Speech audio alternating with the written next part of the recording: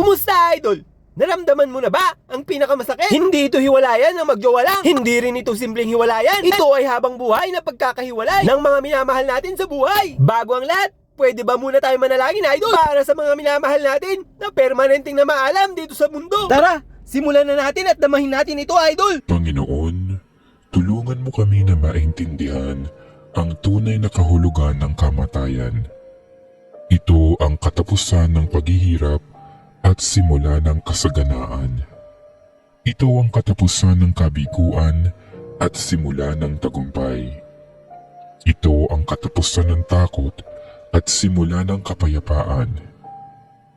Ito ang katapusan ng hapis at simula ng walang hanggang tuwa. Ito ang katapusan ng kahinaan at simula ng lakas. Panginoon, huwag mong tulutan na kami ay magupo ng kalungkutan, ng kawalan at kapaitan. Sa halip ng kalungkutan, naway mangibabaw sa amin ang bagong kasiyahan dahil sa mga biyayang ipinagkakaloob mo sa amin. Alisin mo ang anumang takot at pangamba sa aming mga puso. Panginoon, biyayaan mo kami ng iyong kabanal-banalang espiritu upang maging gabay namin sa oras ng aming kalungkutan at pangungulila ngayon at sa mga darating pang mga araw. Ama namin at makapangyarihang Diyos, naniniwala kaming ang iyong anak na si Jesus ay namatay at muling nabuhay. Ipinagdarasal namin ang pumanaw naming mahal sa buhay. Bigyan mo ng katuparan sa Kanya ang pananampalataya at pag-asa sa iyo, at dalhin mo siyang maluwalhati sa langit na tahanan upang maging maligayang kasama mo magpakailanman. Panginoon, nagpapasalamat kami sa lahat ng biyaya na ipinagkaloob mo sa yumao naming mahal sa buhay noong panahong siya ay nabubuhay pa. Idinadalangin namin na naway nakapagpuri at nakapagpasalamat siya sa buhay na ipinagkaloob mo sa Kanya. Panginoon, sana ay matuto kaming pangalagaan at pagyamanin ang buhay na ipinagkaloob mo sa bawat isa sa amin, na ang buhay namin ay maigsi at walang katiyakan.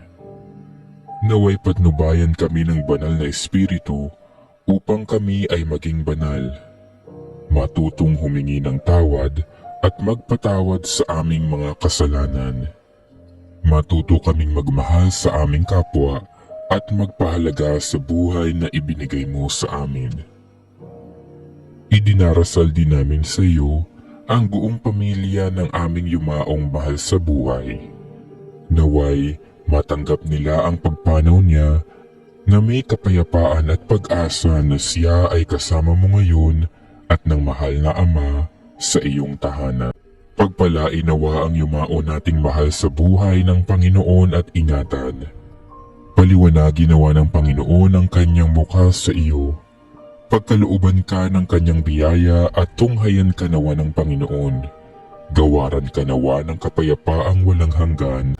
Patawarin mo nawa ang kanyang mga pagkukulang at nagawang pagkakasala, dala ng kanyang kahinaan.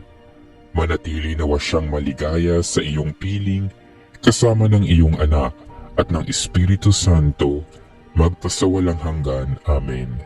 Masakit man isipin, idol, pero hiram lang natin ang buhay natin. Lahat tayo may hangganan. Alam mo ba minsan, na halos dito lang nagkakasama ang magkakapamilya, lalo na yung mga malalayo. Dito lang sila nagdadamayan at nagkwekwentuhan kung ano na nangyari sa mga buhay nila. Eto nga palang mga kaganapan sa last night. May mga banda at pasugalan para kahit sa huling sandali ng burol hindi ka nila iiwan. Hindi ko alam, pero tradisyonal na po yan. Buo ng aking pamilya, nagpapasalamat po kami sa lahat ng nakiramay, sa lahat ng nagdasal, sa lahat ng nagpayo, at sa lahat ng tumulong. Hindi man po namin kayo may isa-isa, pero maraming salamat po. Dalawa lang daw po ang pwede nating puntahan kung tayo ay gagawa ng kabutihan o gagawa ng kasamaan. Sabi nila, idol, kapag mabuti kang tao, pupunta ka daw sa paraiso. At sabi rin nila, kapag masama kang tao, pupunta ka sa impyerno. Pero sa totoo lang, wala pa pong nakapagpatunay dyan. Alam mo, idol, marami pa tayong magagawa sa buhay. Kaya, habang malakas pa tayo, idol, ipakita natin ang kabutihan sa kapwa natin. Hindi ko sinasabing mabait at matulungin ako, idol. Ang kaso nga lang, nasabi ko na. Kaya, paninindigan ko ito. Ito na ang bagong umaga, idol. Apan kami aggulgulin. Ito ang tradisyon ng mga Ilocano. Pangtanggal bad luck at sakit para sa mga family member. Oh, siya. Hanggang dito na lang mga idol. Maraming salamat sa pakikiramay. Agyaman!